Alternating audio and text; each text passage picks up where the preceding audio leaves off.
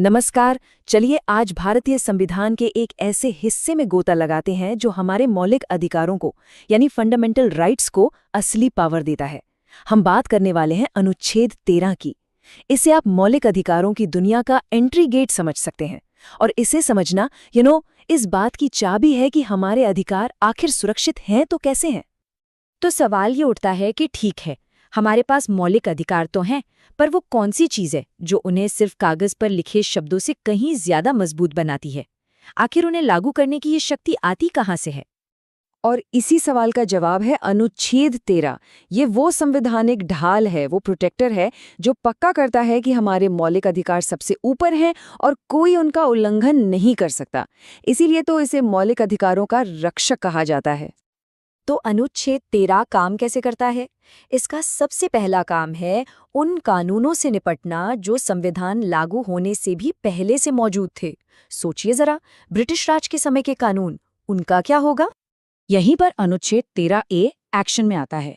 ये बिल्कुल साफ साफ कहता है कि 26 जनवरी 1950 से पहले का कोई भी कानून अगर वो हमारे मौलिक अधिकारों के किसी भी हिस्से से टकराता है तो जिस हद तक वो टकराएगा उस हद तक वो कानून अमान्य हो जाएगा। और यहीं से एक बड़ा ही दिलचस्प सिद्धांत निकल कर आता है, डॉक्ट्रिन ऑफ इक्लिप्स यानी ग्रहण का सिद्धांत। अब इसका मतलब ये है कि वो पुराना कानून पूरी तरह से खत्म नहीं होता, वो मरता नहीं है, बस उस पर हमारे मौलिक अधिकार का एक ग्रहण लग जाता है, बिल्कुल वैसे ही जैसे सूरज पर ग्रहण लगता है। तो कानून तो रहता है पर वो इनएक्टिव हो जाता है, सुस्त पड़ जाता है। तो याद रखने के लिए एक सिंपल सा फॉर्मूला है, जब भी कोई पुराना कानून किसी मौलिक अधिकार से टकराएगा तो नतीजा होगा ग्रहण। बस इतनी सी बात है। अच्छा, पुराने कानूनों की बात तो हो गई, लेकिन अनुच्छेद 13 हमारे भविष्य की सुरक्षा कैसे करता है? उन कानूनों का क्या होगा जो संविधान लागू होने के बाद बनाए जाएंगे? यहाँ पर अनुच्छेद 13(2) एक मजबूत दीवार की तरह खड़ा है और ये पहले वाले से भी ज्यादा सख्त है। ये सीधे सीधे स्टेट पर यानी संसद और राज्य विधानसभाओं पर रोक लगाता है कि वो ऐसा कोई कानून बना ही नहीं सकते जो मौलिक अधिकारों को कम करता हो या उन्हें छीनता हो। और मान लीजिए अगर ऐसा कोई कानून बना भी दिया गया तो उस पर लागू होता है शून्यता का सिद्धांत यानी डॉक्ट्रिन ऑफ नलिटी।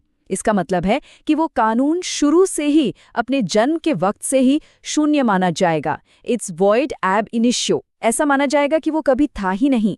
ये ग्रहण की तरह सिर्फ इनएक्टिव नहीं होता, ये पूरी तरह से नॉन एग्जिस्टेंट होता है। तो हमारा दूसरा जरूरी फॉर्मूला है, जब कोई नया कानून मौलिक अधिकार से टकराएगा तो नतीजा होगा शून्यता। ग्रहण और शून्यता, इन दोनों सिद्धांतों का फर्क याद रखना बहुत जरूरी है। तो दोनों में फर्क क्या हुआ? देखिए, पुराने कानूनों पर लगता है ग्रहण, जो कि टेम्पररी हो सकता है। मतलब अगर कभी फंडामेंटल राइट में ही कोई बदलाव हो जाए तो ये ग्रहण हट भी सकता है और कानून वापस जिंदा हो सकता है। लेकिन जो नए कानून हैं उन पे लागू होता है शून्यता का सिद्धांत। इसका मतलब वो कानून पैदा ही मुर्दा हुआ था, उसे किसी भी हाल में जिंदा नहीं किया जा सकता। That's the key difference. अब एक बहुत ही जरूरी सवाल, जब हम कहते हैं कि कोई कानून मौलिक अधिकारों का उल्लंघन नहीं कर सकता, तो इस कानून शब्द का असली मतलब क्या है? क्या ये सिर्फ पार्लियामेंट से पास हुआ कोई एक्ट है? अनुच्छेद 13(3) इस पर से पर्दा उठाता है और ये कानून की परिभाषा को बहुत बहुत बड़ा बना देता है। इसमें सिर्फ संसद के एक्ट ही नहीं, बल्कि सरकार का कोई भी ऑर्डिनेंस, कोई ऑर्डर, रूल, नोटिफिकेशन, सब कुछ शामिल है। अरे यहाँ तक कि ऐसी पुरानी प्रथाएं या रीति रिवाज भी जिन्हें कानून की तरह माना जाता है। मतलब साफ है, सरकार किसी भी तरीके से हमारे मौलिक अधिकारों का हनन नहीं कर सकती। लेकिन अब आता है सबसे बड़ा संवैधानिक सवाल, सबसे बड़ा टकराव। क्या संसद संविधान में संशोधन करके, मतलब अमेंडमेंट करके, हमारे मौलिक अधिकारों को ही बदल या छीन सकती है? क्या अनुच्छेद 13 एक कॉन्स्टिट्यूशनल अमेंडमेंट पर भी लागू होता है? ये कहानी है एक जबरदस्त संवैधानिक खींचतान की, जो कई दशकों तक चली। सोचिए, एक तरफ सुप्रीम कोर्ट और दूसरी तरफ पार्लियामेंट।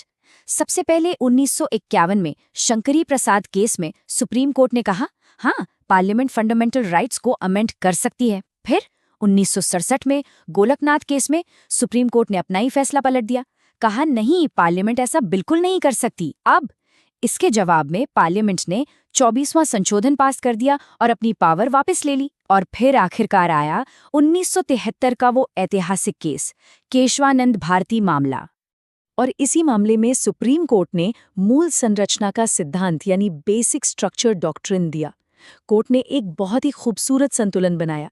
कहा कि हाँ, पार्लियामेंट को संविधान के किसी भी हिस्से में, जिसमें मौलिक अधिकार भी शामिल है, संशोधन करने का अधिकार है, लेकिन वो संविधान की मूल संरचना, उसके बुनियादी ढांचे को नहीं बदल सकती, उसे नष्ट नहीं कर सकती। तो इस पूरी लंबी बहस का निचोड़ बस इस एक लाइन में है, संशोधन हाँ, विनाश नहीं। पार्लियामेंट संविधान को बेहतर बनाने के लिए बदल सकती है, लेकिन उसकी आत्मा को, उसकी रूह को नष्ट नहीं कर सकती। तो चलिए, अब तक हमने जो कुछ भी समझा है उसे फटाफट एक बार दोहरा लेते हैं। अनुच्छेद 13 के 4 मुख्य हिस्से हैं और हर एक का अपना एक खास रोल है।